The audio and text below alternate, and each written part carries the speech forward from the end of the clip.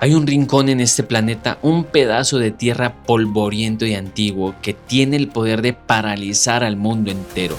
Cuando enciendes las noticias y ves el Medio Oriente arder, cuando observas las tensiones internacionales y el tablero del ajedrez político moviendo sus piezas hacia Jerusalén, yo sé lo que exactamente pasa por tu mente.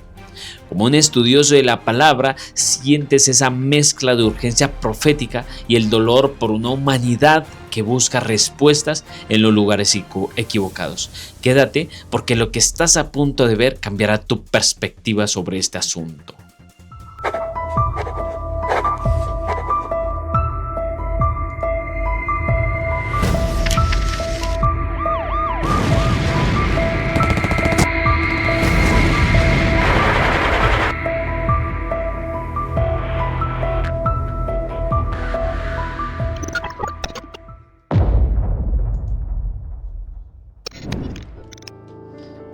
No estás solo en esa inquietud. Millones de personas contienen la respiración al mirar hacia la explanada del templo. Ese lugar no es simplemente un accidente geográfico, es el epicentro del drama humano, el monte Moria.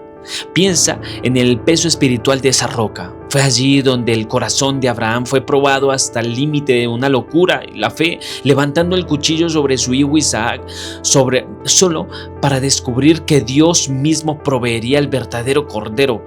Fue sobre esa roca donde el rey Salomón, en todo su esplendor, edificó el primer templo, una maravilla arquitectónica que albergó la gloria y la Shekinah de Dios hace 3000 años. Pero la historia de esa montaña está escrita con sangre y fuego. Nabucodonosor de Babilonia la redujo a cenizas en el año 587 a.C. Más tarde, Zorobabel levantó un gran templo, un segundo templo, humilde al principio, pero que Herodes Grande transformó en una joya deslumbrante de mármol y oro. Y sin embargo, cumpliendo las precisas e ineludibles palabras de Jesús, las legiones romanas del general Tito no dejaron piedra sobre piedra en el año 70 después de Cristo. Hoy, sobre ese terreno cargado de cicatrices, se levanta el domo de la roca con su imponente cúpula dorada y la mezquita de Al-Aqsa, el tercer lugar más sagrado para el Islam. Pero hay un secreto en la historia que pocos conocen y que revela la voluntad inquebrantable de Dios. En el año 363 después de Cristo, el emperador de Roma, Juliano, apodado el Apóstata por su odio furibundo hacia el cristianismo, decidió desafiar la profecía de Jesús. Quiso demostrar que Cristo mentía e intentó reconstruir el templo judío en Jerusalén. Él financió el proyecto y reunió los trabajadores. Las obras comenzaron con gran entusiasmo. Todo apuntaba a un triunfo del paganismo y el judaísmo sobre la naciente fe cristiana. Pero ¿qué ocurrió? El historiador de la época, Ammiano Marcelino, un hombre que no era cristiano, registró un evento que hiela la sangre. Cuando los obreros cavaban los cimientos, una formidable erupción de bolas de fuego brotó desde las entrañas de la tierra. Las llamas calcinaron a los trabajadores, repitiendo el prodigio cada vez que intentaban acercarse, hasta que el lugar se volvió absolutamente inaccesible. Tuvieron que abandonar la empresa. Dios mismo, con fuego del cielo, cerró la puerta a un templo terrenal que ya había cumplido su propósito. El velo se había rasgado, el cordero había muerto. Levantar otro templo de piedra era y es una afrenta directa a la cruz del Calvario. Y sin embargo, el corazón humano es terco cuando se niega a mirar el cielo. Hoy el anhelo del judaísmo ortodoxo para reconstruir el templo está más vivo que nunca. Se aferran a la orden dada a Éxodo capítulo 25, el versículo 8. Harán un santuario para mí y habitaré en medio de ellos.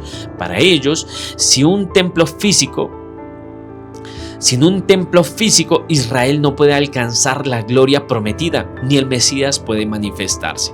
Lo que antes parecía una utopía mística, hoy es una maquinaria política, económica y aterradora. En las callejuelas de la ciudad de la vieja Jerusalén opera el Instituto del Templo, fundado en 1987. Son un grupo de soñadores, son eruditos, arquitectos y artesanos que ya lo tienen todo absolutamente listo. Y cuando digo todo es todo. Las piedras están talladas con una tecnología láser, listas para ser ensambladas sin el ruido del martillo, tal como lo exigía la ley antigua. Los calendarios de oro macizo, la mesa, los panes de la proposición, los incendiarios y las vestimentas sacerdotales tejidas con hilo de oro y azul están ya exactamente en vitrinas.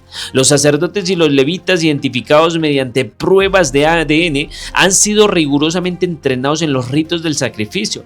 Pero el detalle más asombroso, el que ha hecho que el mundo profético contempla con la respiración corta, es recientemente, según la ley rabínica basada en el libro de Números, para purificar el terreno del templo se requiere las cenizas de una vaca roja perfecta, sin un solo pelo blanco o negro, sobre el cual nunca se haya puesto yugo. Durante siglos esto fue imposible encontrar, pero en el septiembre del 2022 los titulares estallaron. Un ranchero experto en Texas seleccionó y envió 5 novillas rojas perfectas que aterrizaron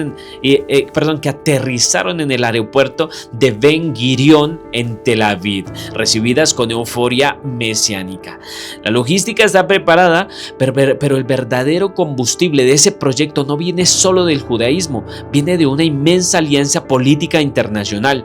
Y aquí es donde la trama se vuelve oscura. Fundaciones internacionales lideradas en gran parte por cristianos evangélicos fundamentalistas de Occidente están inyectando millones de dólares en este proyecto. Políticos de alto nivel se han involucrado.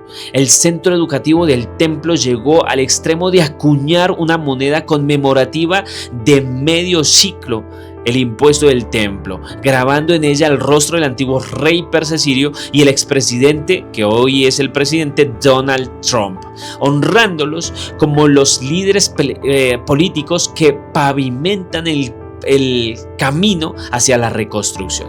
Incluso el vicepresidente de aquel tiempo, J.D. Vance, un converso al catolicismo, ha expresado públicamente su determinación de trabajar para que ese templo sea una realidad.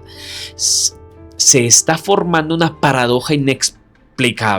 Grupos fundamentalistas como las teologías totalmente opuestas se están uniendo con un deseo común, y frente a ellos un muro de tensión es grandísimo. La explanada del templo está custodiada por la autoridad islámica, el Mufti de Jerusalén. Para los musulmanes, la mezquita de Al-Aqsa es un símbolo máximo de resistencia. Cualquier intento de mover una sola piedra de allí desataría, sin exagerar, una guerra santa de proporciones apocalípticas. Ya lo hemos visto en la intifada de Al-Aqsa, las brigadas de mártires dispuestos para derramar océanos de sangre antes de ceder un solo centímetro de ese terreno. Tú conoces muy bien el peso de la apologética y también la necesidad de defender la sana doctrina de las Escrituras. Y es aquí donde debemos hacer la pregunta más dolorosa: ¿por qué millones de cristianos sinceros están enviando sus ahorros, su influencia política y sus oraciones para financiar la construcción de un templo judío donde se volverán a degollar corderos y a derramar sangre animal? ¿Acaso no se dan cuenta que reconstruir el sistema de sacrificios es pisotear la sangre de Jesús derramada en el Calvario? Mira, la respuesta a esta ceguera tiene un nombre: se llama dispensacionalismo. Es un sistema de interpretación profética que no existía antes del siglo XIX. Fue popularizado por hombres como, por ejemplo, John Nelson Darby y C.I. Scofield, cuya famosa Biblia de estudio infectó a millones con notas al margen. Este sistema sensacionalista, impulsado hoy por películas y novelas como Dejados Atrás, Left Behind, enseña que Dios tiene 2 planes de salvación separados, uno para la iglesia y otro para el Israel terrenal. Enseñan que la iglesia será raptada en secreto y que entonces el reloj profético judío volverá a activarse, exigiendo la construcción de un tercer templo donde el anticristo se sentará para gobernar. Y para sostener este andamiaje de miedo y ficción, tuercen 3 versículos bíblicos fundamentales. Y es nuestro deber desarmar estos argumentos con la espada del Espíritu. El primer texto se encuentra en Daniel 9:27. A la mitad de la semana hará cesar el sacrificio y la ofrenda. Los dispensacionalistas afirman que este texto habla de un anticristo en el futuro del tercer templo. Ahora, aquí hay una tragedia teológica. Le están robando a Cristo su mayor obra para dársela al diablo. Esta es la gloriosa profecía de las 70 semanas. El que confirma el pacto no es un dictador europeo, es Jesucristo. A la mitad de la última semana profética, o sea, 3 años y medio después de su bautismo, Jesús fue crucificado. Al morir el verdadero Cordero, Él, con su propio cuerpo, hizo cesar la validez de todo sacrificio y ofrenda terrenal. Ya no se necesita sangre de toros ni de machos cabríos, porque el precio eterno fue pagado. El segundo texto es Mateo capítulo 24, el versículo 15. Por tanto, cuando veáis el lugar santo, la abominación desoladora de que habló Daniel, el profeta Daniel, los que estén en Judea huyan a los montes. Nos dicen que el lugar santo es el futuro tercer templo, pero Jesús estaba siendo maravillosamente práctico con sus discípulos del primer siglo. Les estaba dando la señal para escapar de la inminente destrucción de Jerusalén en el año 666 después de Cristo. En el año 66 después de Cristo, los ejércitos romanos sitiaron la ciudad y clavaron sus estandartes paganos, idolatrando a sus dioses en el terreno que rodeaba las murallas, un área considerada lugar santo por las leyes rabínicas de la época. Los primeros cristianos recordaron las advertencias de Jesús. Vieron la abominación, o sea, el ejército romano pagano. Y cuando las tropas se retiraron misteriosamente por un breve tiempo, huyeron los cristianos a los montes de Pella. Ni un solo cristiano pereció en la masacre del año 70 después de Cristo, porque ellos entendieron la profecía en su contexto. Jesús no hablaba de un templo en el siglo XXI, estaba hablando de salvar vidas de la iglesia primitiva. El tercer texto es 2 de Tesalonicenses capítulo 2, el versículo 4, el cual se opone y se exalta sobre todo lo que se llama Dios o es objeto de culto, de manera que se sienta en el templo de Dios, presentándose como si fuera Dios. Muchos argumentan que este templo de Dios es el futuro edificio de Jerusalén. Pero ¿acaso el apóstol Pablo llamaría el templo de Dios a una estructura construida en rebelión al evangelio, donde se rechaza a Jesús como Mesías? Jamás. Mira, Pablo siempre usó la palabra templo para referirse a la iglesia, el cuerpo de los creyentes. Este hombre de pecado, ese poder inicuo, no es un político ateo sentado en una silla de oro en Israel. Es un sistema de apostasía religioso que se infiltró y se sentó en la iglesia cristiana misma a lo largo de la Edad Media, que usurpó las prerrogativas divinas, cambiando la ley de Dios y haciéndose llamar Señor Dios, el Papa. Piénsalo con detenimiento. Si los cristianos creen que el tercer templo es el lugar donde el anticristo pondrá su trono para engañar a las naciones, ¿por qué están donando millones para ayudar a construirlo? Ahora, ¿desde cuándo el pueblo de Dios financia y prepara el escenario para el engaño satánico final? Ahora, esto es una locura espiritual, es colaborar activamente con el plan del enemigo bajo la falsa ilusión de estar acelerando el regreso de Cristo. Ante tanta confusión geopolítica y ruido mediático, nuestra ancla debe ser únicamente Jesucristo el Maestro. ¿Habló Jesús acerca de un nuevo templo? Sí lo hizo, pero sus palabras destrozan los paradigmas de piedra y de ladrillo que tanto quieren los líderes construir. Frente a los líderes religiosos que se enorgullecían de su imponente edificio, el templo, Jesús lanzó una declaración que los escandalizó: destruid ese templo y en 3 días lo levantaré. Ellos se burlaron pensando que en 46 años duró la construcción, pero el apóstol Juan aclara la revelación máxima, mas él hablaba del templo de su cuerpo. Jesús es el verdadero templo. En él habita toda la plenitud de la deidad, todo el sistema del Antiguo Testamento, todos los sacrificios, el incienso, las fiestas, eran simplemente sombras, maquetas pedagógicas diseñadas para enseñar al pueblo sobre el Mesías que vendría. Y cuando la realidad llegó, la sombra perdió su razón de ser. El momento culminante de la historia del universo ocurrió un viernes por la tarde en el Monte Calvario, cuando Jesús exhaló su último aliento y cuando dijo consumado es. Ocurrió un milagro aterrador dentro del templo de Jerusalén. Una mano invisible divina rasgó el grueso velo del templo de arriba hacia abajo.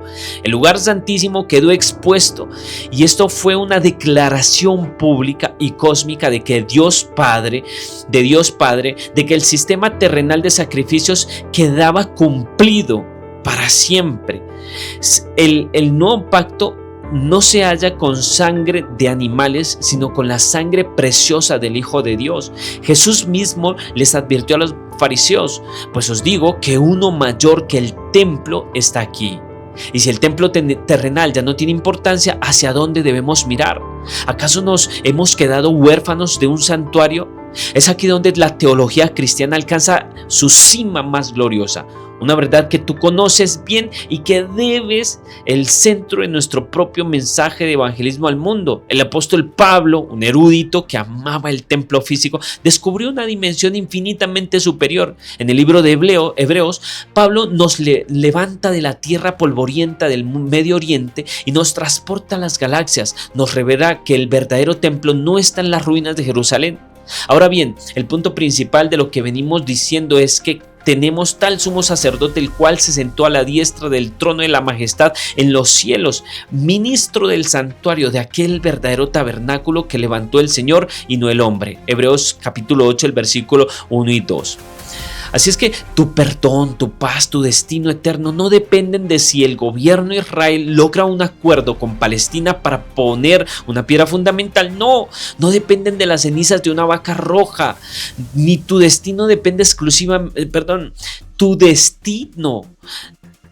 destino depende únicamente de Jesucristo, nuestro gran sumo sacerdote que está intercediendo por ti en este mismo instante en el verdadero santuario celestial. Allí es donde la sangre de la cruz se aplica al verdadero favor del pecador arrepentido. Allí es donde se lleva a cabo el juicio y la reivindicación de los santos. Y el templo que cambió de dimensión también le hicieron los conceptos, obviamente, de Israel y Jerusalén. En el nuevo pacto, Israel no es una coordenada geopolítica en el mapa, o sea, un lugar en específico. Es el cuerpo de creyentes lavados por la sangre de Cristo, como dice Gálatas. Y ya no hay judío ni griego, porque todos vosotros sois uno en Cristo Jesús. Y si vosotros sois en Cristo, ciertamente el linaje de Abraham sois y herederos de la promesa. Dios derribó la pared intermedia de separación, hizo de los dos pueblos uno solo, y la ciudad que esperamos no es la Jerusalén terrenal, rodeada de alambres, de púas, misiles y odios milenarios. No, el libro de Apocalipsis nos promete una patria eterna, la santa ciudad, la nueva Jerusalén que descenderá del cielo de Dios, dispuesta como una esposa que es esposeada para su esposo, para su marido. Esta es la capital de nuestro reino. Allí no habrá llanto, no habrá clamor ni dolor.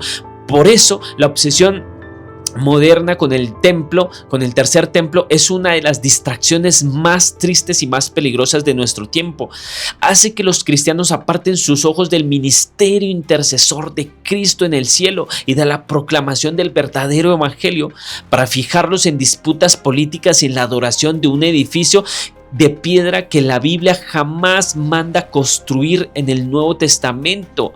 No hay una sola lágrima en los escritos de los apóstoles por la pérdida del templo físico, porque sabían ellos que habían ganado el acceso directo al trono de la gracia a través de Cristo Jesús.